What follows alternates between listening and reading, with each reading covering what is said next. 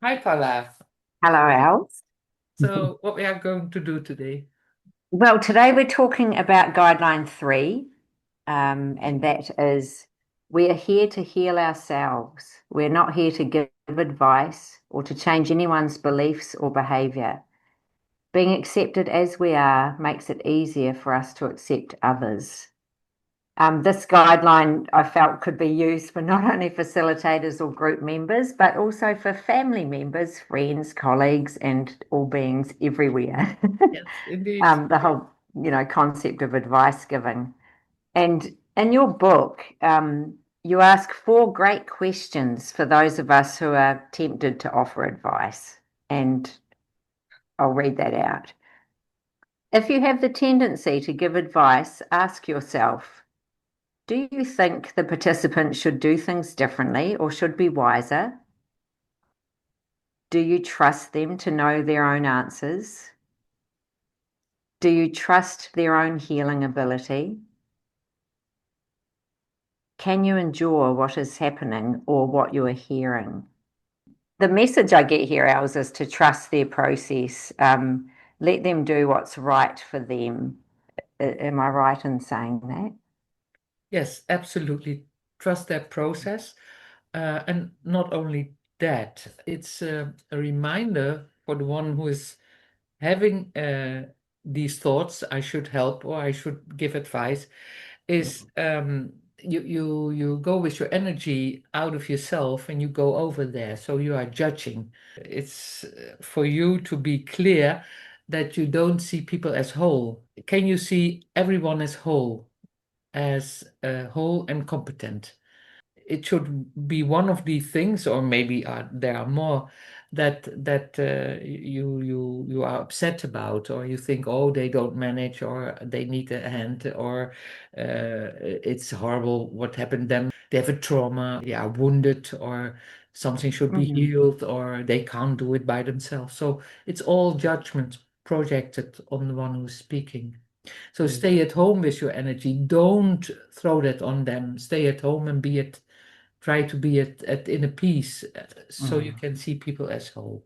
Yeah. And even by feeling them as whole or seeing them as whole, they might feel that energy too. And Maybe, I don't know, maybe, but you will feel the energy. You yeah. you will be there. When you are upset about what somebody tells you or tells in the group, and you think help is needed there over there, you could always ask, do you want me to see you as whole or as a victim of your past? And then you will get a very interesting answer. Yes. Yeah. Yeah. Because Mm. mostly people say, please see me as whole, Oh, even as I see myself as a victim of my past. yes. Yeah. Yeah. Yeah. Beautiful. This is a quote from you, Els. In attitudinal healing groups, we are all here to share our own experience, and that's it. End of story, you say. Um, and I read that and say, yeah, it's that simple, but it's not, because people love to help each other and feel that they can because they've sort of been in that situation themselves. And what's your take on that, Els? In fact, what we talked before about, it's the same. From what source comes the wish to help? From what source? Is it from an upset or is it from inner peace? And when it's from inner peace, you don't have plans to ask the question or to offer help. It's a natural flow.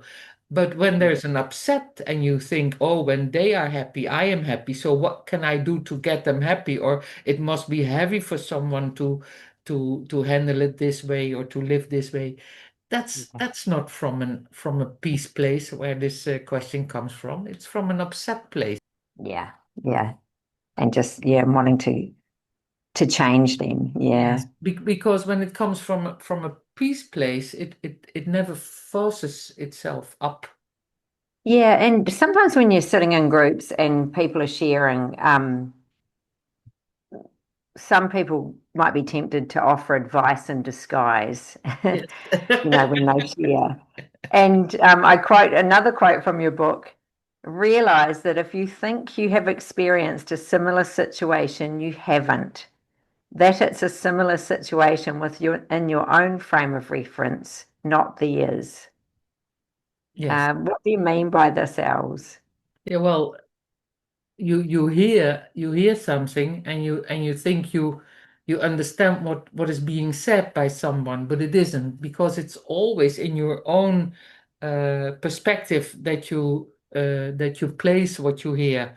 And as I said before, when you do an exercise with someone and you take a word and you say make 10 associations and you have 10 people, at the end you will have 90 or 95 different associations. So we never speak about the same. So what I tell, I understand it until in the deepest way, but another one doesn't understand it in that deep way. And that's also why it's very important when people use words that we use the same words when we want to say, is this what you mean? And then use the same words. And even then, we don't understand what is being said. And often we Yes. don't understand even ourselves. Yeah, true, true. Yeah, no, yeah, it's an easy thing to fall into, but just definitely no advice in disguise. Yeah, when you're sharing.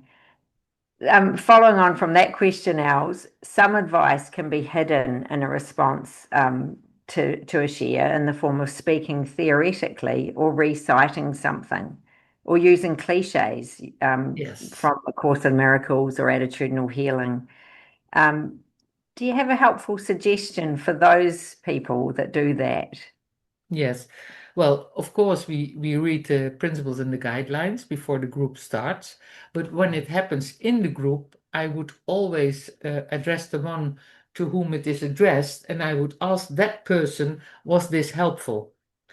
And mostly people say, not at all. So, so that that makes it clear right away, you know. I wouldn't say you can't do it. I would say next time let's discuss the principles and guidelines. For example, this one, we give no advice. What does it mean for you? How do you handle that principle? But I would not address it to the person, but I would ask the one who got it, was it helpful? Yes, yeah. Right. How do you personally recognize when your own impulse to help is coming from an unhealed place? You mentioned that in your book. Yes, you could ask yourself, from what place in me comes that question or comes that wish? And when I have the wish to have somebody happy, because when the children are happy, I can be happy, huh? Or when the parents are happy, the child can be happy. That's an unhealed place. So we just can't endure that people feel as they are. So when it comes from a total place of peace, uh, Mm. then if people accept the help or not, it would be uh, equal okay for me. Yeah, But yeah. if it is not, then I know it comes from an unhealed place in me. So it's about that self-talk. If you feel like something's going to come out, stop it, and Yes, yeah. I mostly say, well, wait, if it comes three times, and the third time or the fourth time, maybe Yeah, you could offer something. And you can, of course, you can always ask, can I do anything for you? Can I help you? And can you yeah, be open for the answer? Can you take a yes and can you yeah, take a no? yeah, That's important. And yeah. is a yes as good as a no? True. Yeah. And sometimes just like the response could be just you here listening, that's enough. That's what most people want. Els, when you say to trust their insights, healing capacity and tempo, is the invitation more about surrendering control and deepening compassion? So that the tempo, maybe do you mean like the speed they're talking, their own capacity to heal and yeah. Surrendering control, you say, when we would be very honest, we would understand or know or say that we never can control anything. There's no control anyway. And there's often no control of ourselves and not at all control about others. Yeah. When we Yeah. see others uh, in their essence, that is the biggest gift we can give. When we see Mhm. them as whole, when we see them as capable and as total okay, and that's the same as asking again, do you want me to see you as a victim of your past, of what happened in your life, or do you want me to see as whole, even when you miss a leg or an arm, or when this happened to you or that happened to you? And I never met people who said, I want to see you, I want that you see me as a victim of my past. Maybe they say, oh, 1% or a little bit, but Yeah. Yeah. not Yeah. 100%. Yeah. Uh, And if you feel this urge to help, what would be the most honest thing to do in that situation, that you can say, can I help you or can I give you a good advice? And then the people can say yes or no. And you could say, and I want it because I feel a need to do so for my inner state of mind, because I want that you are happy. Yeah, I can't endure that you are sad or crying yeah. or hurting or in Yes. pain. So that Yeah. would be the Yeah. most honest thing to do. Yeah. Yeah. And that ties into my next question nicely. How do you personally practice staying present and at peace for someone who is expressing pain or strong emotions? Yeah, well, Um, yeah. yeah. Yeah, well, it's I'll always let the you. same as a facilitator. Focus on inner peace. So when you feel you lose your inner peace, don't think there has to be to change something. No, uh, come back at home and focus on your own inner peace and see where Yes. you judge and stop judging and see where you go over there and come Mm. back and stay here and trust. Just trust people in their wholeness, Mm. because they lived before they knew you, and Yes. they did their hair, and they put their clothes on, and they ate by themselves, and they breathed by themselves, and they live by themselves, and then you met them and you think, oh, I have to save them. No, you don't have. You don't have. Yes. Yeah, yeah, yeah. And you say some questions or ask some questions like, and to ask yourself internally, can I accept this exactly as it is? Can I Yeah. endure seeing someone in pain and Yes. seeing someone who's agitated? And I've had that before where, there's anger come out and it just needs to come out. And yeah. And can I maintain my inner peace when these emotions or my own judgments around that Yes. show up? Yes. Yeah.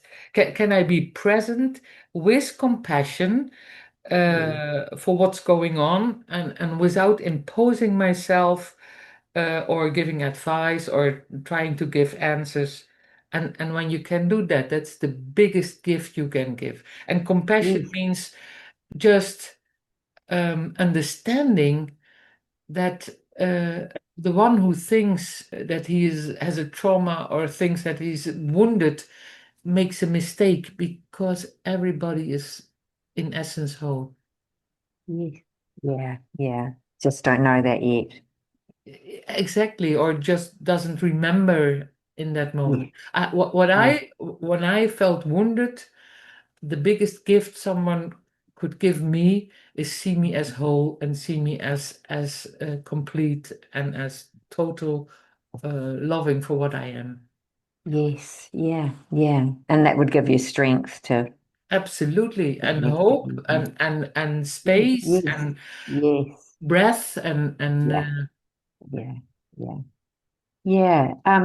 And Els, just to end, we've got some lovely questions that you've composed for the listener to reflect on for guidelines 3. So to think about this, in what situation do you find it difficult not to give advice and why? And another one is, do others' advice help you? Which advice works and which does not? And I've got a couple more. How do you find your best answers? What helps you? And then another one, I like this too. Write 10 pieces of advice for someone else and read them aloud to yourself with your name on it. I love that one.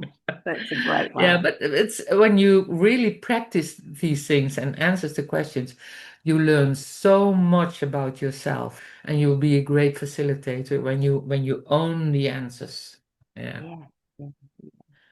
Or even in your personal life too. Absolutely. Absolutely. Okay. Yeah. So thank you, Els. Okay, And thank you, Paula. See you next time. see you next time. Bye-bye. Bye.